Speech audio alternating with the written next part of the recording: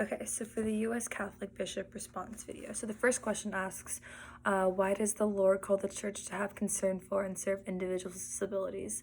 So obviously, God created us all and we are all perfect in his image, and he would never create someone or individuals who he would not want them to be loved, if that makes sense. So it's our responsibility to love others as Christ loves us. That's like his golden rule to us, is just to love others. And so that shouldn't exclude individuals with disabilities, because they are just as similar to us, and there's no reason why we shouldn't treat them the same or treat them with extra love and care, because that's what God would do. And relating it to the second part of the question, what ways does Jesus exemplify this call? Through the gospel, Jesus shows us over and over again why it's so important to love all.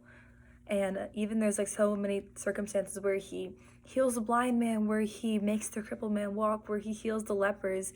Like Jesus clearly just shows us this testament how to love all others. And back then in that time, people with disabilities were treated as outcasts, and they were thought to have something wrong with them, that like their ancestors or parents had sinned, and that's why this individual was born with a disability. That was like the stigma back then. But Jesus just came in and showed that that's not true, and he showed that above all we're just called to love and to serve just as he does.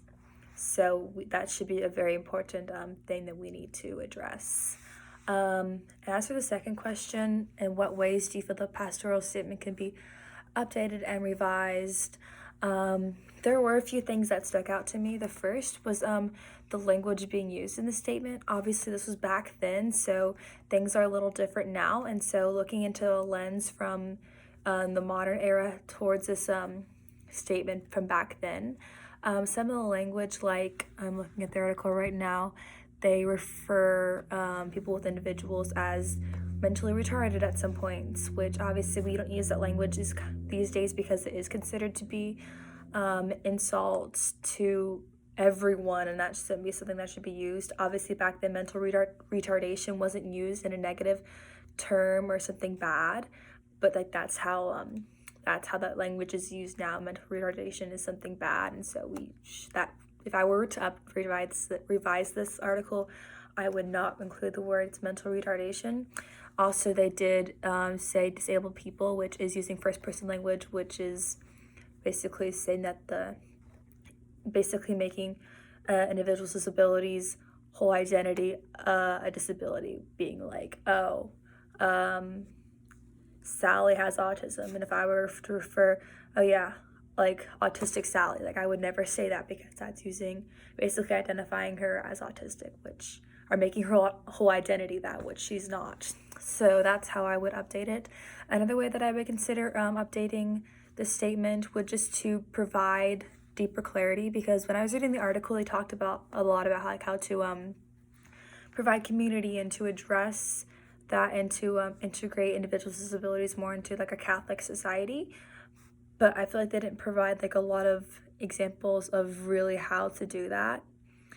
So I think it'd be interesting to update it with just deeper clarification. Be like, well, we can provide masses for individuals with disabilities, or these are communities or groups they can get involved with, to just provide deeper clarity on how that is, rather than just stating it. They can, or just like stating things like, oh, we should have community, but like, I don't know, to clarify that a little deeper.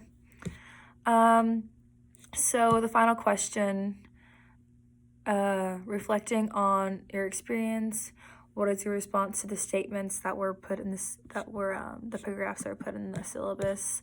Do you feel as the church does a good job with this outreach and discipleship of individuals with disabilities? How can you see this demonstrated within the church? In what ways do you think the church can grow in this way? So in my church, back at home, this was a top priority for them. That's something that they're continuing to work on. So at my church, I was involved in a group called SNAPS, where we worked with individuals with disabilities that were from like middle school age to high school age. About like once a month we would get together and we just have a night of fun, where We would just play board games, play the Wii, have dance parties, do praise and worship, things like that. It was just such like a beautiful relational ministry, and I got so many amazing friendships out of there, and it was just such a rewarding experience, and like it just gave those kids like a night of normalcy for them, which was just so beautiful, and like yeah, just such a rewarding experience. My parish also does this thing called Night to Shine, which is like run through the Tim Tebow Foundation. Basically, they put on proms for individuals with disabilities, and it's just like if they're having like a high school prom, basically is the whole thing, and anyone could go from any age with a disability. And we are like their dates for the night. We dance with them. They get to all have like a tiara or a crown afterwards, and they get served meals and just get like to do whatever they want. It's just such a fun night, and it's yet again like a night of really community building and such a beautiful relational ministry, and it's just that's probably one of the most rewarding experiences I've ever had in my whole life, being quite honest. Very beautiful. So I have seen the church actively pursuing including individuals with disabilities into ministries, which has been such an amazing thing. I do think it can get a little bit better, but it's obviously something we're striving towards. And I think in the future that definitely can be reached in all parishes, because my parish is very large, and it's one of like the most well-known parishes in the United States. That's why we do have all these amazing opportunities. But I do know that other churches out there don't have those same opportunities we do, and so I hope that we can just get more attention can be brought to the severe need for ministries and for outlets for individuals with disabilities to just create community and to align it with Catholic teachings and yeah, just like the Catholic faith in general. So finally, what did you find the most interesting about the pastoral statement? I just really like how they related it back to Jesus. Just like we're just in the first question, how he was providing all these healings and doing all these amazing things like that. I think that really seeing it through the eyes of the Creator is the most important thing, because we can have our own sense of like the way we view this thing, but the way that Jesus views it is how we should. And so I think that's a really important thing that they addressed in the pastoral statement that I really loved. And I do like how they also included that times are changing and they're going to try to continue to get better and to strive to integrate more programs and opportunities for individuals with disabilities. So yeah, this was a long response, but I hope it was good.